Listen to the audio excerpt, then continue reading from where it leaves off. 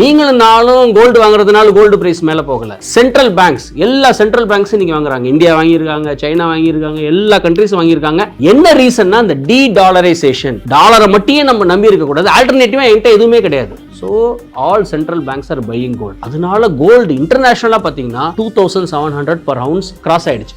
Gold கடைசி ஒரு 40 வருஷமா 45 வருஷமா கோல்டு போனதுக்கு ரீசன் என்னன்னா, rupee has been the constant depreciating asset class. நான் பிறக்கும் போது 5 ரூபா 6 ரூபா இருந்த டாலருடைய மதிப்பு இன்னைக்கு 86 ரூபா 87 ரூபா கிட்ட இருக்கு. ஸோ விச் மீன்ஸ் 6% உங்களுக்கு. ஏன்னா தங்கங்கிறது வந்து வெளிநாட்டுல இருந்து வாங்குற பொருள். நம்ம ஸோ வெளிநாட்டுல இருந்து வாங்குற பொருள் விச் இஸ் டாலர்ல ட்ரேட் ஆயிட்டு இருக்கு. ஸோ நீங்க ஒண்ணுமே பண்ணிருக்க வேணாம், நீங்க கோல்டு வச்சிருந்தாலே அதே 6% உங்களுக்கு கொடுத்துருக்கு. அதான் ஃபர்ஸ்ட் பாயிண்ட். செகண்ட் பாயிண்ட் என்ன அப்படின்னா, டி டாலரைசேஷன் ஒரு கான்செப்ட். எஸ்பெஷலி இந்த இஸ்ரேல் ரஷ்யா வார் வந்ததுல டி டாலரைசேஷன் அப்படின்னா என்னன்னா, நான் முன்னாடி எல்லாம் என்னோட ரிசர்வ்ஸ் வந்து நான் டாலர்ஸா வச்சிருப்பேன். ஆர்பிஐ வந்து 680 பில்லியன்ஸ் வச்சிருந்தது, இப்போ 630 பில்லியன்ஸ் தான் நம்ம வச்சிருக்கோம். இப்போ என்ன பண்ணுவோம்னா, நம்ம ரிசர்வ்ஸ் நம்மளுடைய இதை வந்து நம்ம இன்னும் டாலர்ஸ்ல வச்சிருக்கோம். இந்த ரஷ்யா யுக்ரைன் வார்ல ஒரு அனௌன்ஸ்மெண்ட் பண்ணாதனால நம்ம டாலரை வச்சிருந்தா நம்மளுக்கும் ப்ராப்ளம் வருமோன்னு எல்லா கண்ட்ரியும் ஃபேஸ் பண்ணிட்டு டாலருக்கு ஆல்டர்னேட்டிவா என்ன சரி தங்கத்தை வச்சுக்கோன்ட்டு நம்ம ஆர்பிஐ பார்த்தீங்கன்னா ஒரு 7 லட்சம் கோடி கிட்ட டாலர் வச்சிருக்காங்க. தங்கம் வாங்குறதுனால it is actually a problem to our currency. ஒரு ஆன்டி நேஷனல் மாதிரி நம்ம பார்க்கணும். நீங்க தங்கம் வாங்க என்ன ஆகும்னா, it puts enormous amount of pressure on the rupee. உங்களுக்கு இந்த மாதிரி கீழே போக இன்ஃப்ளேஷன் ஜாஸ்தி ஆயிட்டே இருக்கும். அதிக தங்கம் வாங்க நம்மளுக்கு எல்லாம் ப்ராப்ளம்னு நம்ம புரிஞ்சுக்கணும். நம்ம இல்ல, இதை நம்ம தவிர்க்க முடியாத ஒரு விஷயம் தானே. தங்கத்தோட தான் இந்திய மக்களோட வாழ்க்கையே ஒன்றிணைந்து இருக்குங்கிறத பார்க்க முடியுது. அதை நம்ம அதை தவிர்க்க முடியாது. நீங்க வாங்கக்கூடாதுன்னு நம்ம சொல்லவும் முடியாது. இது தட்ஸ் தேர் பர்சனல் சாய்ஸ். தங்கம் என்றது ஒரு எமோஷனல் இன்வெஸ்ட்மெண்ட்.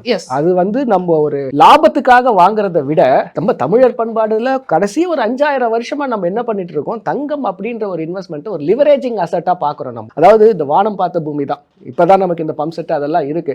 மழை பெஞ்சா என்ன பண்ணுவாரு, அந்த விவசாயிக்கு அறுவடை பண்ணுவாரு. அவர் வீட்டுல வந்து அரிசி பொங்கும் அவருக்கு. அப்போ அது மழை பொய்த்து போனால் அவர் என்ன பண்ணுவார், வீட்டுல இருக்க தங்கத்தை எடுத்துட்டு போயிட்டு பக்கத்து கடையில அடகு வச்சுட்டு அந்த ஒரு 3 மாசம் 6 மாசம் பார்த்துப்பாங்க. ஸோ அதனால தான் தங்கம் அப்படின்ற அசெட் நம்ம கூட ஒரு 5000 வருஷமா டிராவல் ஆயிட்டு வருது. இன்னைக்கு பாத்தீங்கன்னாக்கா எஸ் எமோஷனல் இன்வெஸ்ட்மெண்ட் அது ஓகே.